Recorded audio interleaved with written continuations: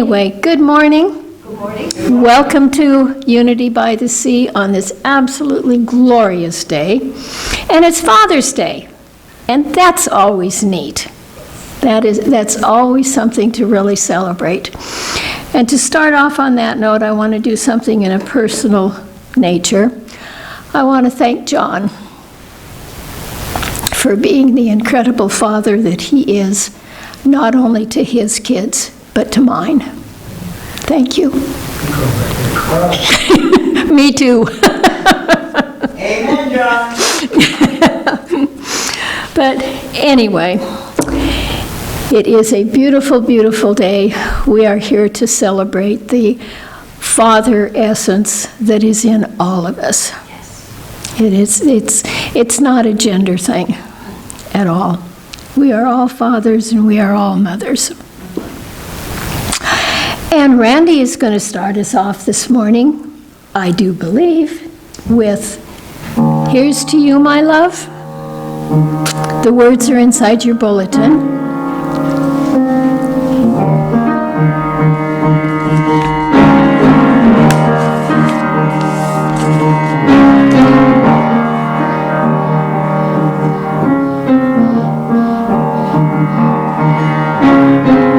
Here's to the babies in a brand new world. Here's to the beauty in the stars. Here's to the travelers on the open road. Here's to the dreamers in the bars. Here's to the teachers in the crowded rooms. Here's to the workers in the field. Here's to the preachers of the sacred word. And here's to the drivers at the wheel. Here's to you, my love, with blessings from above. Let the day begin. Here's to you, my love, with blessings from above. Let the day begin. Here's to the doctors in their healing work. Here's to the loved ones in their care. Here's to the strangers on the street tonight. And here's to the lonely everywhere. Here's to you, my love, with blessings from above. Let the day begin. Here's to you, my love, with blessings from above. Let the day begin. Here's to the wisdom from the mouths of babes.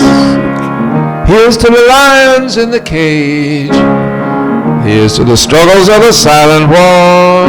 And here's to the closing of the age. Here's to you, my love, with blessings from above. Let the day begin.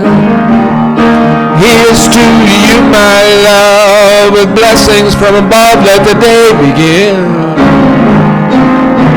Here's to you, my love, with blessings from above. Let the day begin. Let the day start. Thank you, Randy. Very nice as always. And I'm sure everybody recognizes the fact that when we start with that song, our musician today is Randy. Here I am. Yes, how about that? Here I am. And here we are. Okay. And also our speaker today is Rev Georgie Richardson, and that's always a pleasure. And at this point in time, I'm going to light the Christ candle.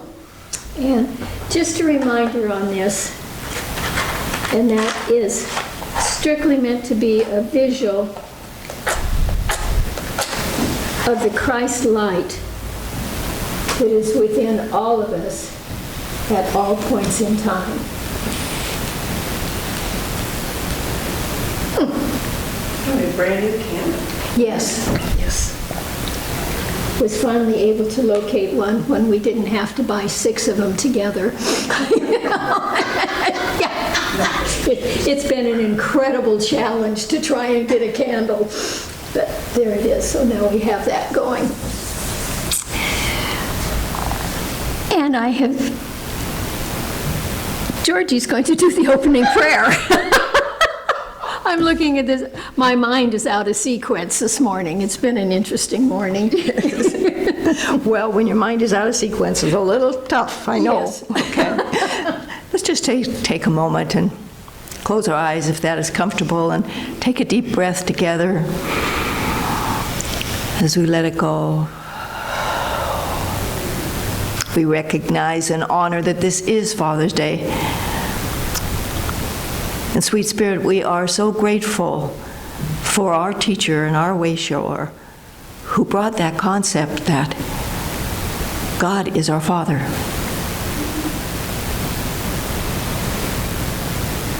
And that we can turn to our Father in all ways, for all things, for care and for prosperity and for healing and for lightness of our heart. And so as we gather today and remembering fathers within all of us, as Judy said, gender is not important. We do so with very grateful hearts. Amen. Thank you, Georgie. And at this point in time, our congregational song today is going to be, "He's Got the Whole World in His Hands," and the words are in your bulletin. It's kind of a he-oriented day, you know? Yes.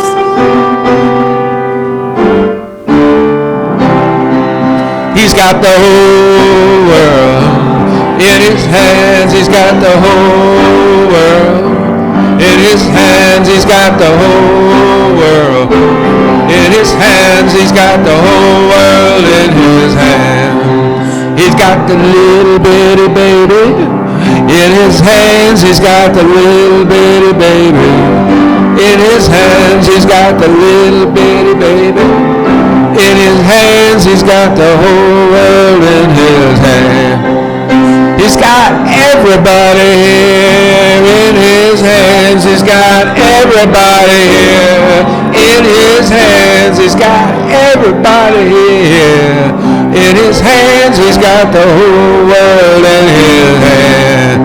It's 'cause he's got the whole world in his hands. He's got the whole wide world in his hands. He's got the whole world in his hands. He's got the whole world in his hands.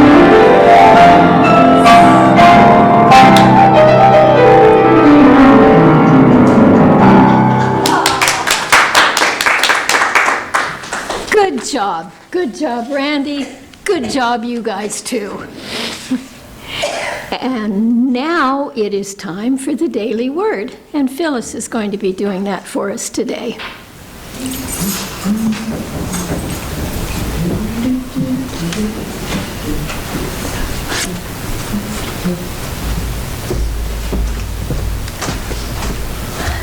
And good morning to everyone. I'm very glad Judy chose me for this because I loved my father dearly, and he taught me the basics of how to be a good person. I honor all father figures in my prayers. Today is an opportunity to recognize and honor the fatherly influences in my life, whether their role is a parent, mentor, teacher, or coach. Their encouragement and guidance give me the gift of believing in myself. My prayers also include fathers and stepfathers who are new to the role, learning the important dedication and patience it takes. I bless the role models who are helping to build life skills and live by example. Whether changing a diaper, telling a story, attending school functions, or teaching how to ride a bike, at the heart of all that matters is love. God's presence is active in their lives. I pray they live in the awareness and enjoyment of the experience of watching children discover who they are and what they are capable of achieving. I will strengthen you. I will help you. I will uphold you. Isaiah 41:10. Thank you, Phyllis. And now is the time that I talk about the prayer box. I know everybody here is very familiar with it. I know that everybody here has put prayers in there. They know how well it works. And it's just an absolutely wonderful opportunity for us to unload something, a burden that is bothering us. You can put it in there and say, hey, let go, let God. I don't have to deal with this anymore. You can also use it just as a thank you, God. No particular this, that, or the other thing, just thank you. I know you're with me at all points in time. And thank you for reminding me of that occasionally when it slips my mind. So you will find the prayer request slips on the back of your pews. So anything that you'd like to have in our prayer box, by all means, fill it out. And if you want to put it directly in the box, that's fine, in the bowls when they come around, or even in the prayer corner back there. All of it works. So that's what that one is all about. And now I think we're going to I wanted to remind everybody that, guess what? This week, one of our people that are here today gets a year older. Nellie's got a birthday this week. Yes, she has a birthday this week. 92. And she's going to be 92 years old. 92 years young. Yes. Hello there. Welcome. Thank you. So anyway, Nellie, happy birthday. I'm sure you will have a wonderful time. Okay. And now, if you will join me, please, in our monthly affirmation. You'll find the cards in your bulletin. We'll do the one first by Unity by the Sea. Moving forward in love, unity by the sea is joyous expression of Christ. And on the flip side, for ourselves, moving forward in love, I am a joyous expression of Christ. And so it is. Amen.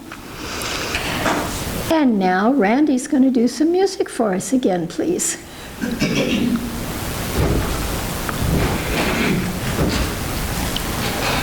This is probably the easiest week in the year for me to choose music. Spend a whole lot of time with all of those metaphors and archetypal references and literal interpretations of fatherhood. High and low, by the way. But they're all good. This one goes back a long ways. For me, I wrote this a long time ago. Just popped right out for me. Father, come home now, and to me please reveal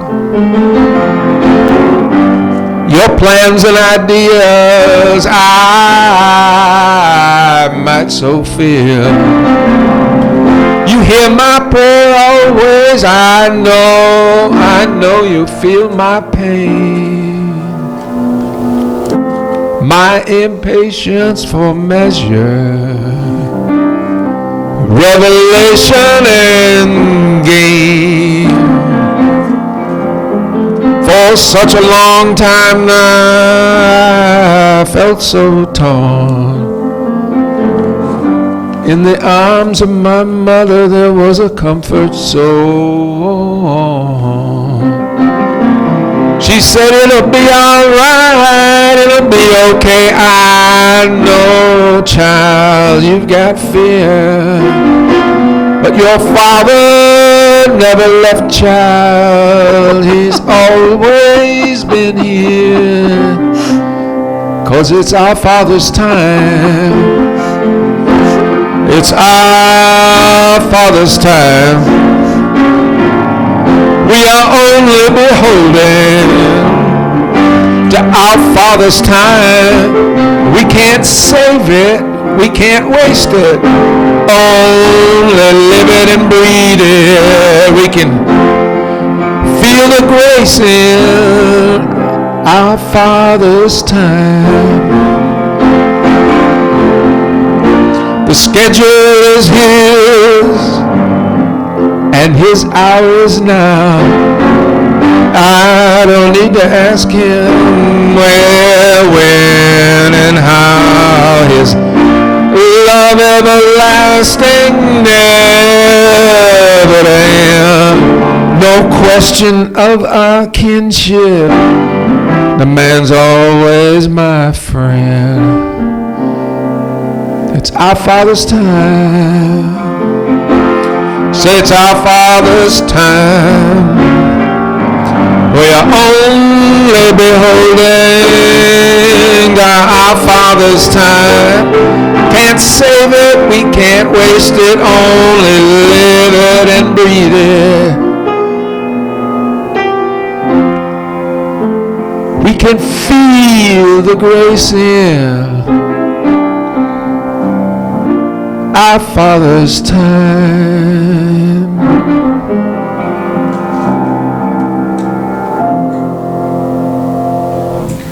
Thank you, Randy. Very nice. And now it is my privilege to turn everything over to Georgie. Thank you, Judy. You're welcome.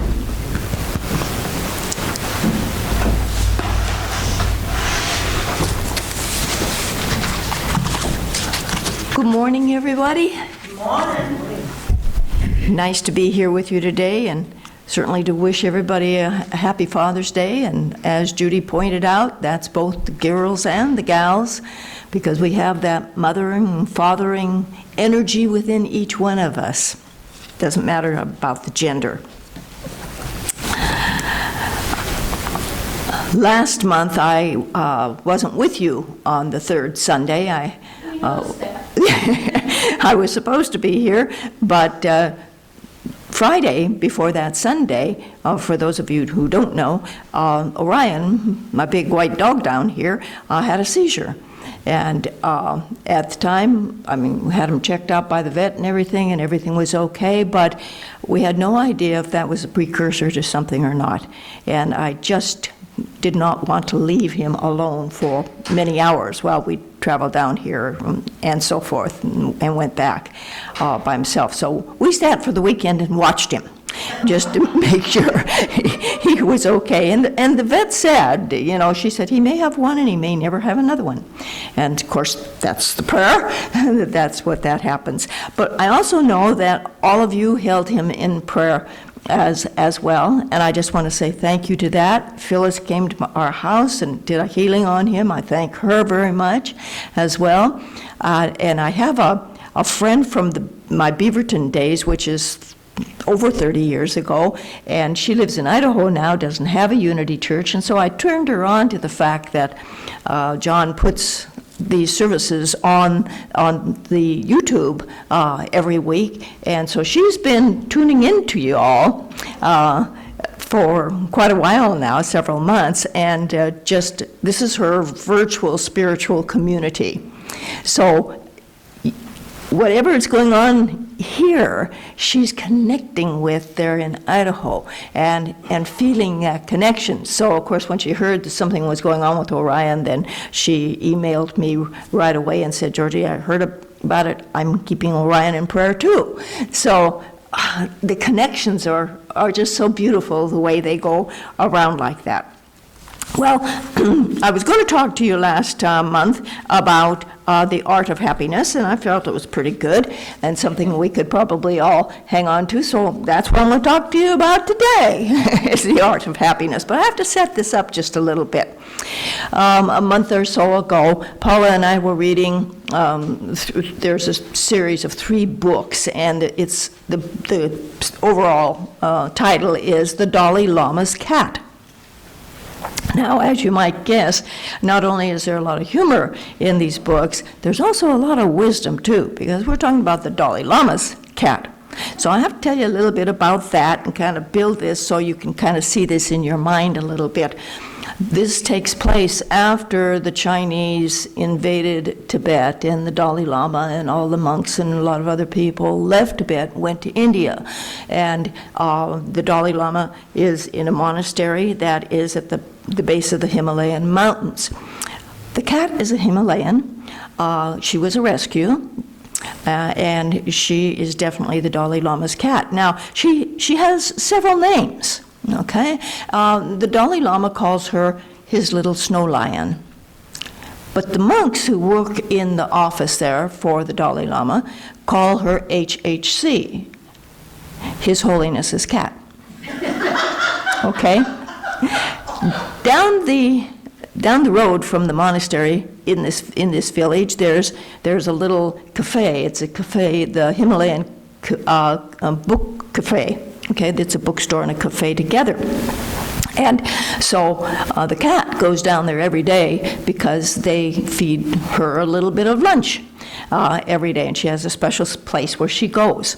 And so this particular incident that is taking place is in the Himalayan book cafe. Those people call her Rinpoche. Rinpoche in Tibetan means precious. I happen to like that name best for her. So the story, this incident within this framework takes place there in the Himalayan book cafe.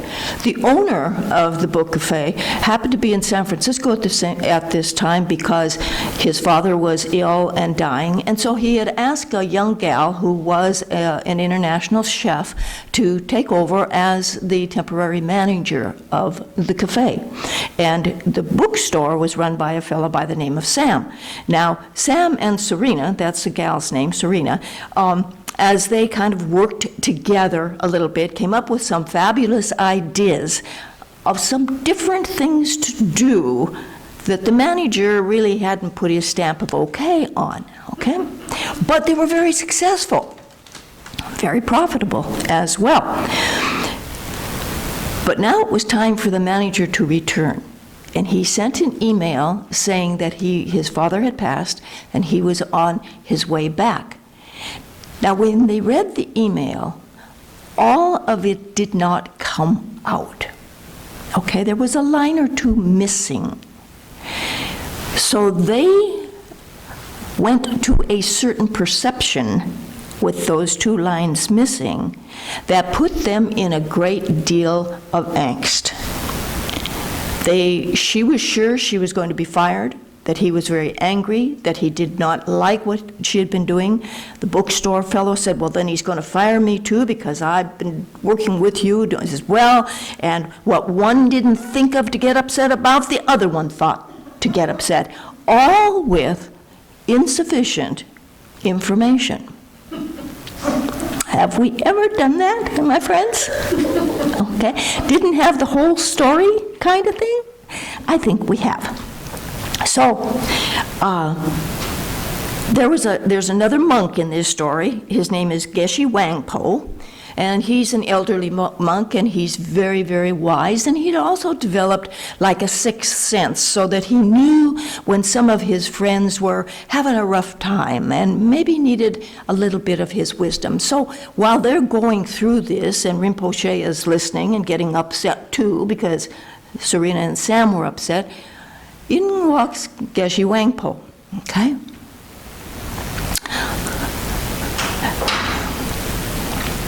Hi, come on in. And he starts to talk to them about equanimity. Okay, now, exactly what is equanimity? Well, Webster says to us that equanimity is evenness of mind, a calm temper or a firmness of mind which is not easily elated or depressed. Okay, it's that state of mind and heart in which we truly can say, nothing can disturb the calm peace of my soul. Okay, it's the state of mind of the Christ. It's where Jesus lived his life. Now, most of us have experienced that state of equanimity from time to time in our lives. But then something comes along and just boosts us right out of that, and pretty soon we're off and away on another track altogether again and totally forgot about equanimity or even what it means. And so as he started to talk about this, Serena spoke up and she said, it's so hard to stay level, to practice equanimity when there's so much stuff happening. Now, Geshe Wangpo was elderly and wise, as I said to you, and so he realized what she was saying. And he realized that she, and Sam also, needed some tools to help them. And he calls them his 4 steps to the art of happiness. Okay? You know that Jesus spoke about Father, that's the way he taught the people, and that spiritual Father of ours desires us to be happy and healthy and abundant, you know, all of the time. But we kind of talk ourselves out of that place as stuff happens around us. Okay. Now this takes practice to be in this state of equanimity. We have to be aware. We have to watch our lives. We have to watch our thoughts. If we don't, we really aren't walking our talk. You know, unity is a way of life. It's a way of life. That means we need to practice the tools and the principles of unity in order for our lives to represent this way of life that Charles and Myrtle Fillmore taught us. You know, I remember one time walking in a park up in Lake Oswego where I was living at the time. I was just going to the Beaverton Church, and I was not a happy camper right there. I was not in equanimity at all. I was extremely frustrated. I was learning all this stuff, and I wasn't seeing it in my outer world at all. So I was kind of tromping along, talking out loud, and giving whoever was listening a rough time about this, until I heard very, very clearly, and I've never forgotten it, what else do you have to do with the rest of your life? Wow. Okay, what else do I have to do with the rest of my life except practice these principles that are, what I say, my way of life? Okay? It doesn't come easy. It's not for sissies. It is not for sissies at all. So we're going to look at these 4 tools.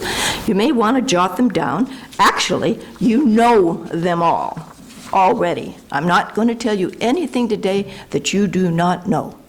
Okay? But we forget, don't we? I love it when somebody that I have taught something to comes back to me and teaches it back to me. Gives it back to me, and I'll say, darn, I forgot that. Thank you for keeping that for me and giving it back to me exactly when I needed it. You know, that's always such a wonderful thing to have happen. So the first tool that Geshe Wangpo talked to them about is impermanence.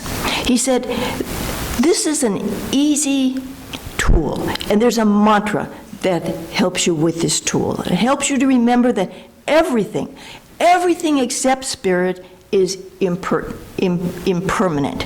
Simply train yourself to say, this too shall pass. You all know that, don't you? Every one of you have heard that before. This too shall pass.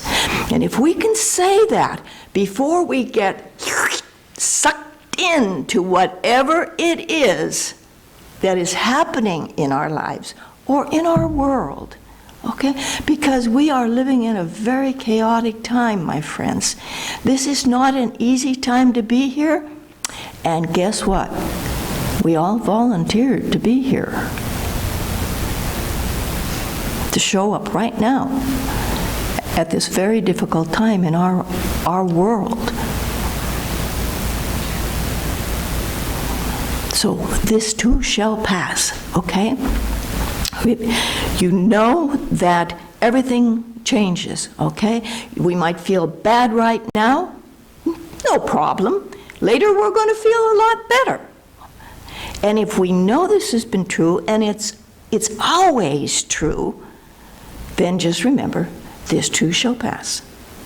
No matter how difficult it seems, this too shall pass. So that's the first tool. And your mantra is, this too shall pass. Second tool is, don't worry.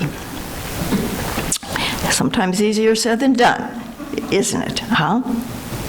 But when you think about it, what in the world is the point of worrying? If you can do something about it, do it. Fix it, okay? If not, what is the point of worrying about it? Just let it go. What do we say? Let go and let God? Okay? Because every minute we spend worrying is 60 seconds that we lose of happiness. Yeah. Okay. So don't allow your thoughts to be like thieves stealing your own contentment and your equanimity. Remember Scarlett O'Hara in Gone with the Wind, okay? When those thorny problems came up in her life, and oh my God, didn't she have a lot of them, okay? She would simply say, I'll think about that tomorrow. I'll think about that tomorrow. She didn't sit and stew about it. And she'd say that, and then she would get busy, and she would do something that she could do something about. Not about the thorny problem, because she didn't know what to do about that. She was going to think about that one tomorrow.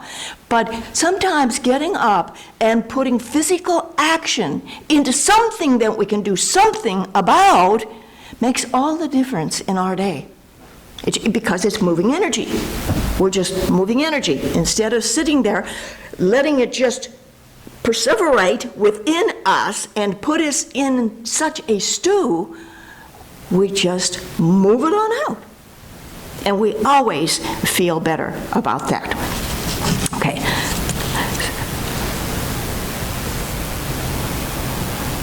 All right. So that's your mantra. I'll think for this, don't worry, it's, I'll think about that tomorrow. The third tool, and you've heard me talk about this one a lot, is judge. Don't judge. Don't judge. Geshe Wangpo says to us that when we say, oh, this is a bad thing that's happening, how often are we wrong? Losing a job may be exactly what you need to start a more fulfilling career. The end of a relationship may open up more possibilities than you can even know exists. So when you think it's bad, just remember that it is going to change. And later on, we may think it is the best thing that ever happened to us. A number of years ago, I had a lady that came to the church in Salem, where I was the minister. She was there for quite a while with her family, and then she kind of disappeared for a while. And then she showed up again after a year or so. And she shared something with me and asked if she could share it with the congregation. I said, yeah, because we hadn't seen her for quite a while. And so during the announcements, I invited her to come forth and share. And she said, you haven't seen much of me for quite a while because I was diagnosed about a year ago with diabetes. Now, diabetes is a very difficult disease. We know that. Very hard and can do a lot of bad things in our body. But she stood there and she said, I want to tell you, it was the best thing that ever happened to me. Because it was my call to do something with my life different than I have been doing it with it. And she was just radiant. So in the beginning, she may have thought this is a bad thing, but she sat with it for a while and began to change her life, and then she could turn around and tell us from the pulpit that it was a very good thing. So don't judge. No matter how bad it seems to happen at the time, you may be completely wrong.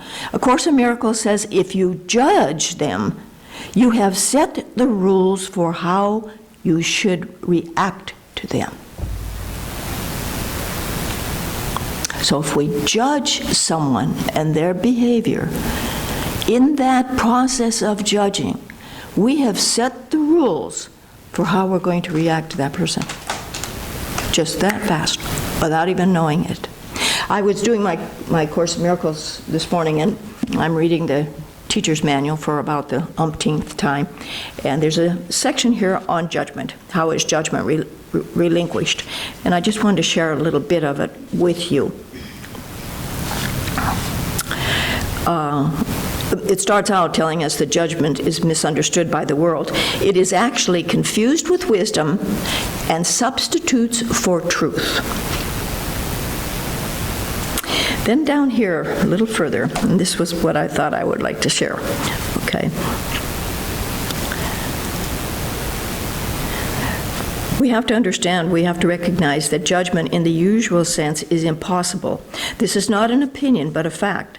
In order to judge anything rightly, okay, to judge anything rightly, and we always think our judgments are right, don't we? Of course we do. That's why we make them. But in order to judge anything rightly, one would have to be fully aware of the inconceivable wide range of things, past, present, and to come. One would have to recognize in advance all the effects of his judgments on everybody and on everything involved in them in any way. And one would have to be certain there is no distortion in his perception, so that his judgment would be wholly fair to everyone on whom it rests now and in the future. Who is in the position to do that? Who, except the most grandiose fantasizes, would claim this for himself? If we have to have all those things in place before we can actually say our judgment is fair and accurate, I don't think there's any of us that can do that. Let me tell you just a quick little personal story here. My son, Scott, who has been living in group homes, he's disabled, so he's been living in group homes for a number of years, and moved around from different places. He was in Clackamas County when this story starts, and he now lives in Washington County in a group home. But in this particular group home where he was, there was one staff member that used to just drive me up a wall. Okay. Every time I'd see her, I would get angry. Don't know why exactly, except I didn't think I was judging that she was not doing what she was supposed to be doing. So this particular day, I drove up to pick up Scott, and there she was outside leaning against the building smoking a cigarette. And I could feel this bile starting up inside of me, and it got to about here before I heard very clearly, "Georgie, you do not know her story." Wow, I do not know her story. And since that time, when I slip into that place about judging through my perceptions, whomsoever or whatsoever, I'll say, wait a minute, you do not know her story. And it always backs me off, makes me feel a little humble. I had to learn it again. But it was something that I always hung on to. So the fourth tool here that Geshe Wangpo offered to Sam and Serena is no swamp, no lotus. The most transcendent of flowers, the lotus, grows out of the filth of the swamp. Suffering is like the swamp. If it makes us more humble, more able to sympathize with others, and more open to them, then we become capable of transformation and becoming truly beautiful like the lotus. And then the wise monk rose from his seat, and he left Serena and Sam and Rinpoche with some final words which I want to share with you. But before I do that, let me tell you that after he left, they printed out the email, and they discovered there was another line on that email that they had not read, which simply said, "I am so excited with what you're doing with the cafe. When I return, I want you to stay as the manager because I don't want want to work all the time. I want to do what I want to do. So it was all good, but they didn't read down far enough to catch that last line and put themselves through that. What a lesson for all of us, to jump in before we have all of the information. That's what our inner child did. That's what our children did inside of us when we were little. We would hear a part of something, see a part of something, and make up a whole story about it. And sometimes those stories are still driving our lives into our 80s and 90s. And they were not accurate even to begin with. So this is what he leaves them with. Geshe Wangpo says, I speak only of the things on the surface of the ocean, the winds and the storms that we all endure. But never forget, deep down under the surface, all is well. Mind is always pristine, boundless, and radiant. The more you dwell in that place, the easier it will be to deal with temporary surface things, and the more often you will reside in equanimity. And so it is. Let's take this insight for just a little bit of meditation and see what we can allow to move forth in ourselves to enlighten ourselves. Do you want to play just a little bit, Randy? Thank you, appreciate that. All right. So let's prepare ourselves. If you're comfortable, move around a little bit until you are comfortable. If you want to put your feet on the floor, if that's comfortable, do that. Close your eyes if that's comfortable for you also. And now let's take a deep breath together, breathing in and out. Again, breathing in and out. And now just go to your natural breathing, and just for a moment or two, watch God breathe you.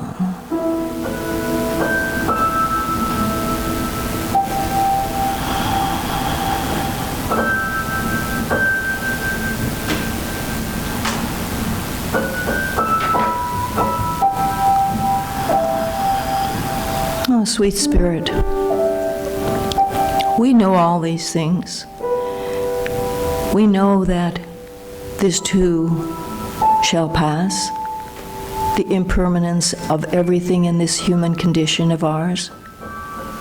And yet sometimes we get so stuck in something, and we cannot seem to rise above it.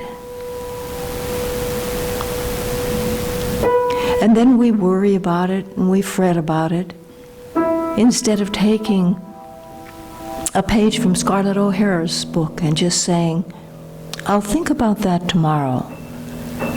Right now, I'm going to do this about that I've been putting off. I'll think about it tomorrow. I will not allow my mind to rob me of my contentment and my equanimity. I will not let it coax me into that sticky stuff, that morass of muck, and stomp around in that for a day. I will take charge.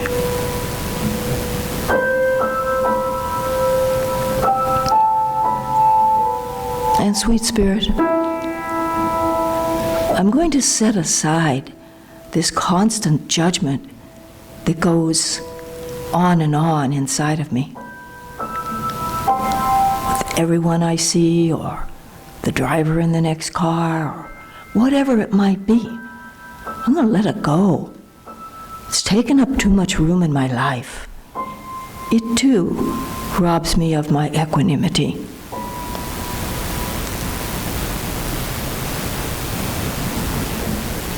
And so often, I make judgments, and I don't know the whole story.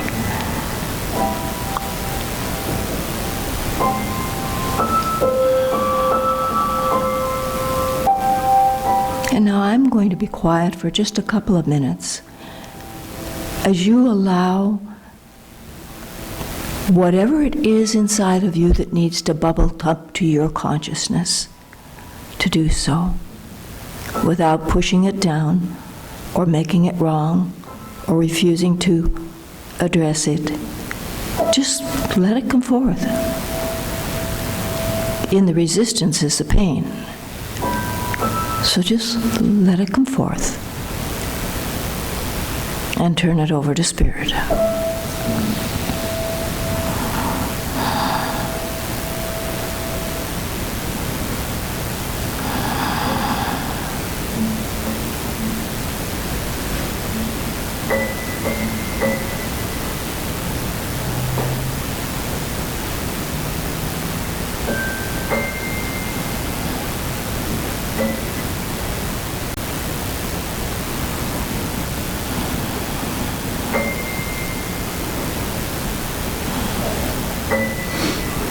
Sweet Spirit, I'm reminded of what you said to Joshua all those years ago. Only be strong and of good courage. I will never forsake you. I will never let you go. Only be strong and of good courage. And so whatever is going on in our lives, we remember this too shall pass. We don't give a lot of time of worrying about it. And we don't judge it good or bad, because we usually don't have all the information we need. Instead, we just let go and let God. And so it is. Amen. And now when you are ready, and you can feel your seat in which you are sitting, you may open your eyes.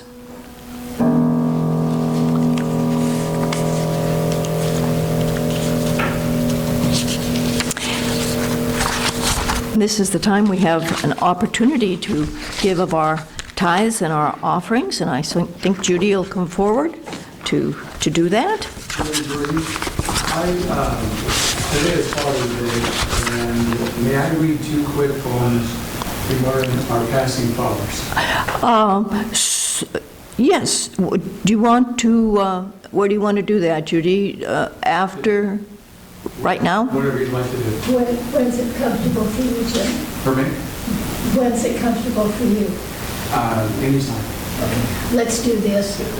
Do the offering first? Okay, we'll just do the offering first, and then you do your poems, okay? Okay. I don't want to step on the dog. He won't move. You know what? I know that's kind of funny, but he's been trained not to. So he lays in the middle of my kitchen floor, and I step over him, and the kitchen is much bigger than right up here, you know, so I keep stepping over this huge dog in the middle of my kitchen. I understand that, because when we got our little girls, they were tiny, tiny little things. So you always make the practice of stepping Yes, over them. yes. Now they're in your way all the time. Yes. All right. You did it. Let's just take our gift in our hands for just a moment and feel the energy of it. Realize how much God is blessing us. And say the offering affirmation together. Divine love through me blesses and multiplies all that I give, all that I receive. All right, that's right. You guys know it. And so it is. Thank you, God. Thank you, God. See, I missed one Sunday of 1 month of church, and look what Well, happens. I don't know what we're going to do with you. Yeah, I don't know.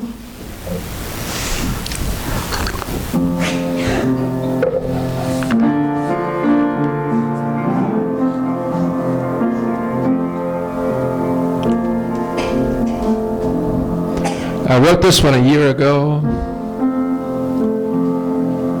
after spending a few years going to Al-Anon meetings, trying to deal with the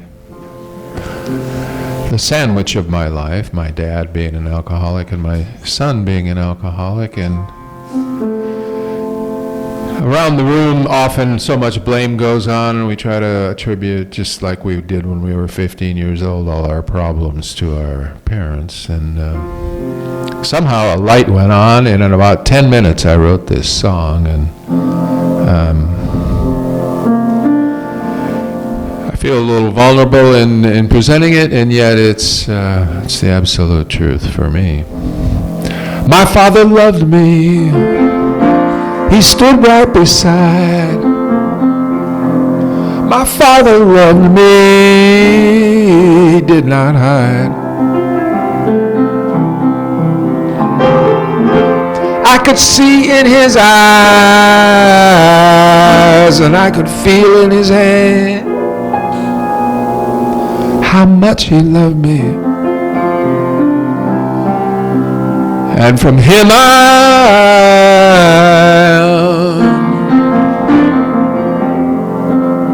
there were bottles, and there was wisdom and stark memories, showing the scars of his shadows and our dark family tree. He gave me laughter, he gave me baseball, and holding a dream for that little place in the woods. Or so it seemed.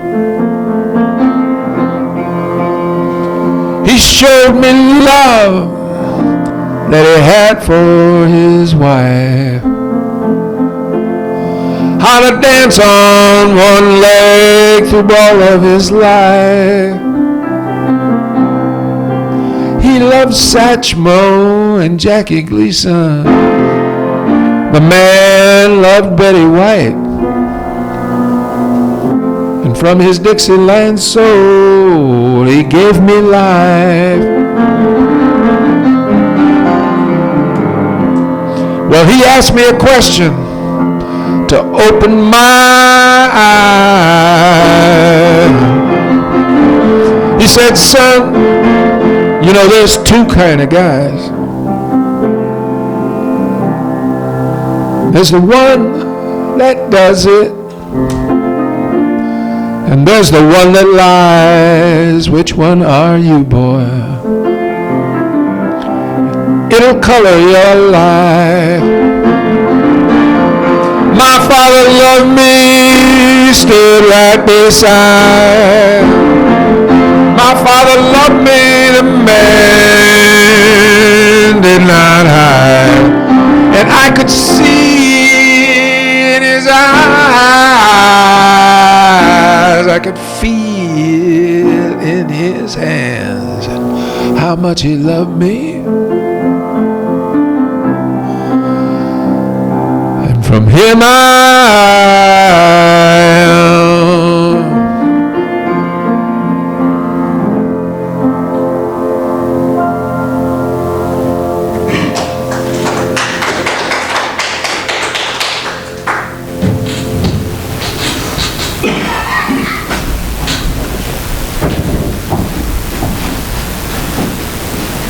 Step over the dog. Just join us in prayer, please, as we bless the offerings today, these financial gifts, knowing that they go forth to reach the hearts and the souls and the bodies of many people. We carry this ministry forward. So we bless the gifts and we bless the givers as well. Thank you, Spirit.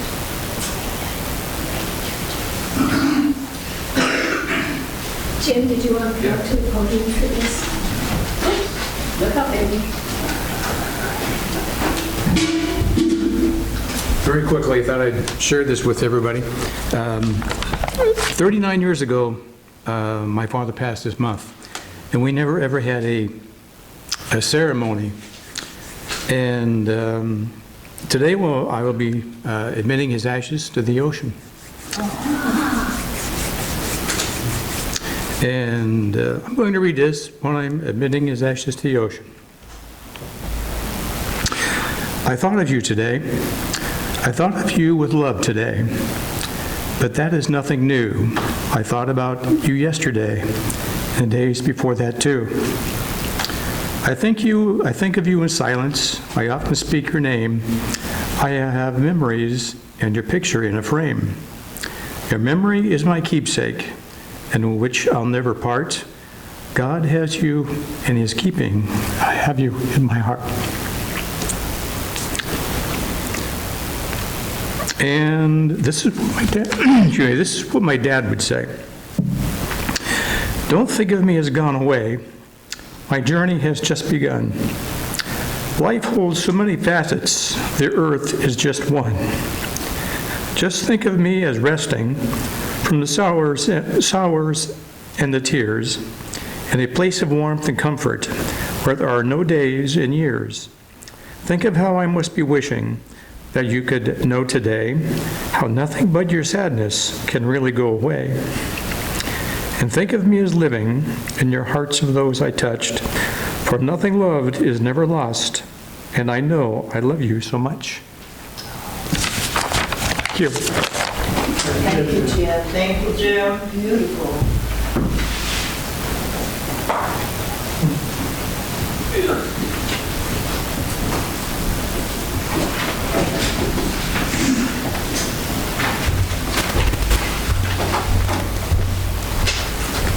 Thank you, Jim. That was good. Good morning, everybody. Please help join with me in reading our statement for peace. It's on a brown paper in your bulletin. Unity stands for peace in the presence of conflict, for love in the presence of hatred, for forgiveness in the presence of injury. Unity honors the many names for God, the many paths to God, the many ways to worship God. For there is only one power and presence of God, and that God loves each one of us equally.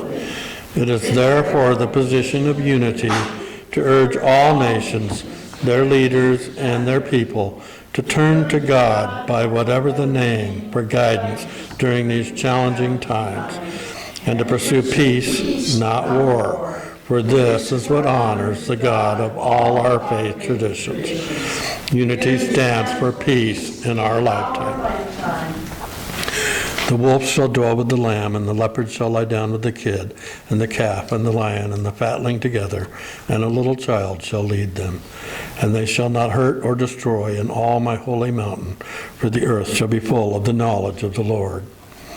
I will not be the part of the killing of any child, no matter how lofty the reason. Not my neighbor's child, not my child, not my enemy's child. Not by bomb, not by bullet, not by looking the other way. I will be the power that is peace. Yes, so it is.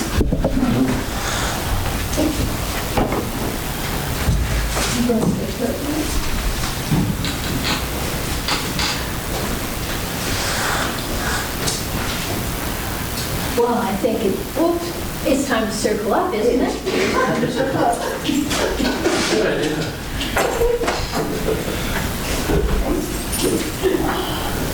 Hang up there.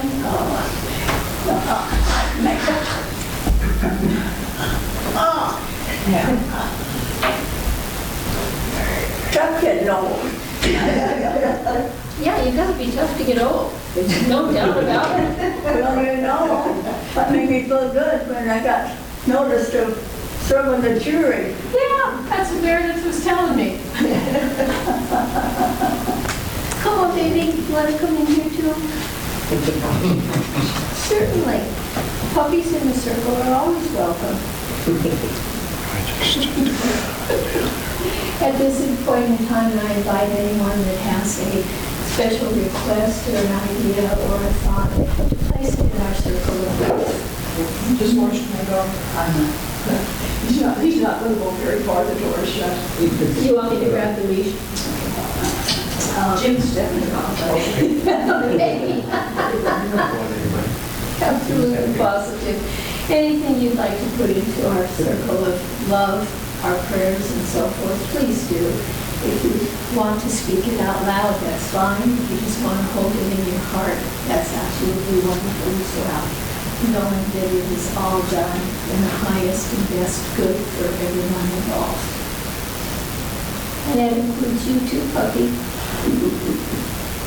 Yeah.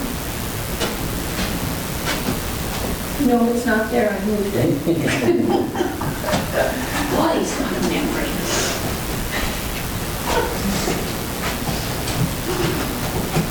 Okay, shall we sing the peace song?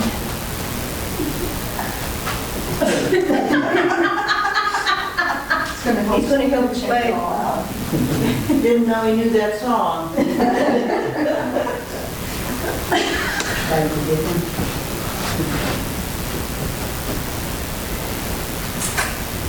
Come on, baby. Yeah, that's a good boy. Come on. Come on. He's on. Good boy. Are we ready? We are? Let there be peace.